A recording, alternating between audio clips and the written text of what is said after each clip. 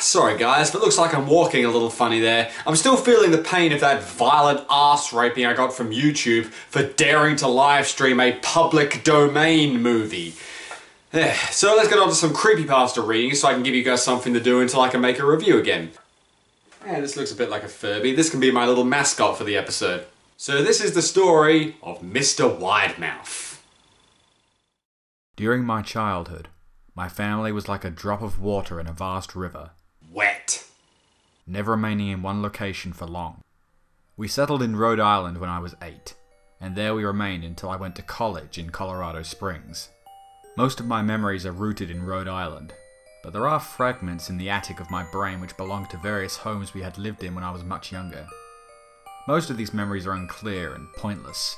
Chasing after another boy in the backyard of a house in North Carolina, trying to build a raft to float in a creek behind our apartment we rented in Pennsylvania. US Geography, the creepypasta. But there is one set of memories which remain as clear as glass, as though they were just made yesterday. I often wonder whether these memories are simply lucid dreams produced by a long sickness I experienced that spring, but in my heart, I know they're real.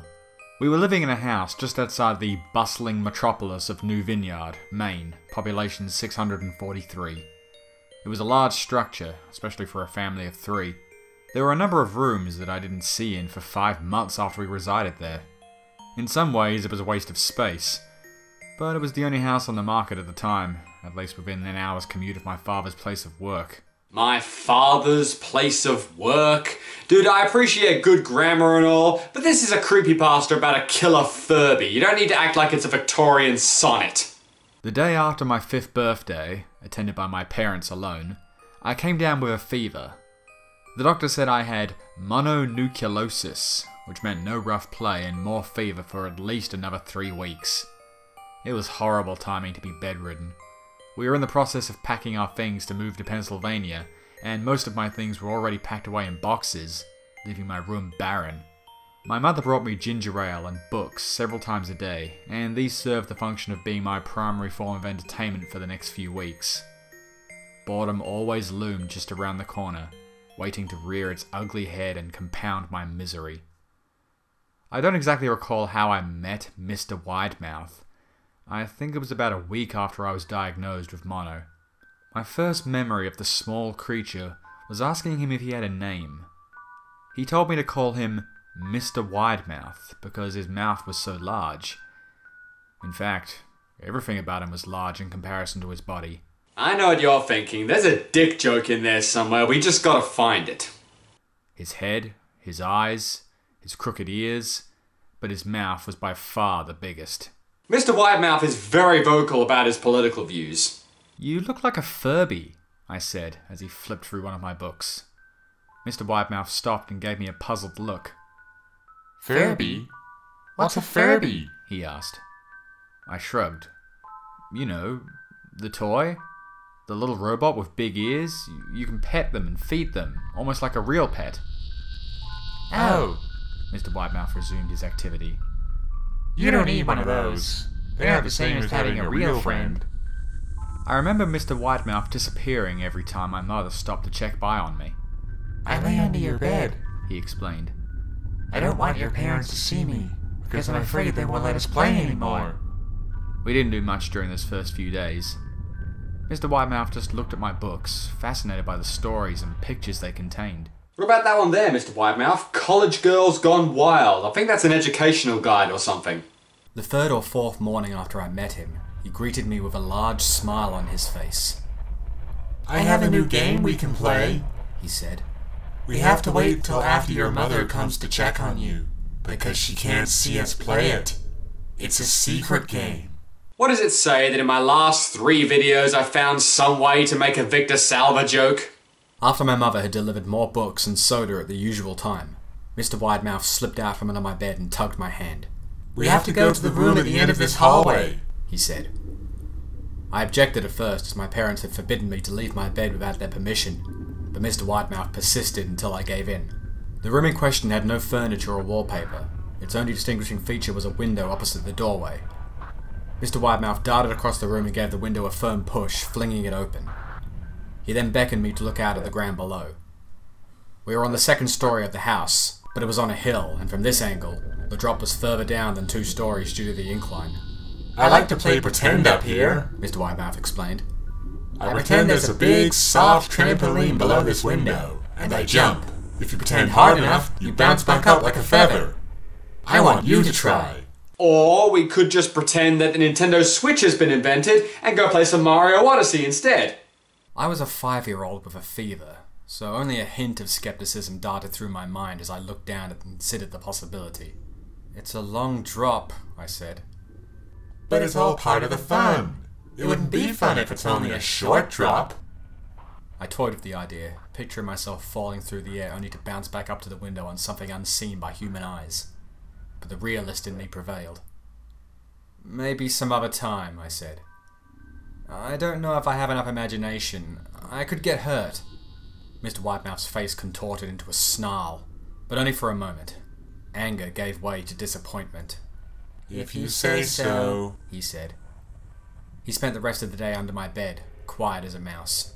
The following morning, Mr. Whitemouth arrived holding a small box. I want to teach you how to juggle, he said. Here are a few things you can use to practice before I start giving you lessons. I looked in the box. It was full of knives. My parents will kill me, I shouted, horrified that Mr. Whitemouth had brought knives into my room. Mr. Whitemouth frowned. It's fun to juggle with these. I want you to try it. I pushed the box away. I can't. I'll get in trouble. Knives aren't safe to just throw in the air. Oh, well, if you're just going to be a pussy about it, I guess we'll just put away the chainsaws as well. Mr. Whitemouth's frown deepened into a scowl. He took the box of knives and slid under my bed, remaining there for the rest of the day. I began to wonder how often he was under me, and I started having trouble sleeping after that. Mr. Whitemouth often woke me up at night, saying that he had put a real trampoline under the window, a big one that I couldn't see in the dark. I always declined and tried to go back to sleep, but he persisted. Sometimes he stayed by my side until early in the morning, encouraging me to jump. He wasn't so fun to play with anymore. My mother came in one morning and told me that I had permission to walk around the house. She thought the fresh air would be good for me, especially after being confined in my room for so long. Ecstatic, I put on my sneakers and trotted out to the back porch, yearning for the feeling of sun on my face. Mr. Whitemouth was waiting for me. I have something I want you to see, he said. I must have given him a weird look, because he then said, It's safe, I promise. He filled your bathtub with only the safest of piranhas. I followed him to the beginning of a deer trail which ran through the woods behind the house. This is an important path. I've had a lot of friends about your age. When they were ready, I took them down this path to a special place. You aren't ready yet, but one day, I hope to take you there.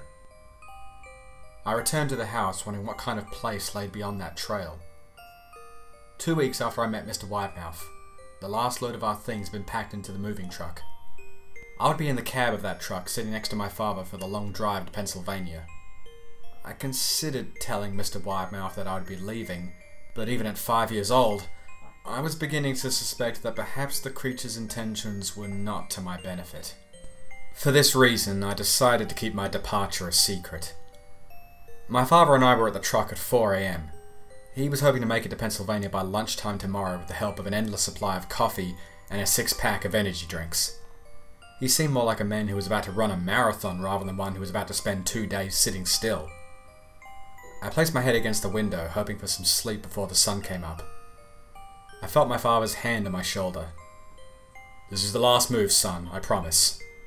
I know it's hard for you, as sick as you've been. Once Daddy gets promoted, we can settle down, and you can make friends. I opened my eyes as we backed out of the driveway, and I saw Mr. Whitemouth's silhouette in my bedroom window. Son, is that Furby flipping us off? He stood motionless until the truck was about to turn onto the main road, and then he gave a pitiful little wave goodbye, steak knife in hand. I didn't wave back. Years later, I returned to New Vineyard. The piece of land our house stood upon was empty except for the foundation, as the house burned down a few years after my family left. Out of curiosity, I followed that deer trail Mr. Whitemouth has shown me. Part of me expected him to jump out from behind a tree and scare the living bejesus out of me. But I felt that Mr. Whitemouth was gone, somehow tied to the house that no longer existed. The trail ended at New Vineyard Memorial Cemetery, and I noticed that many of the tombstones belonged to children. Oh, that was a really good story. Well written, well structured, but I prefer the new version starring Bill Skarsgård.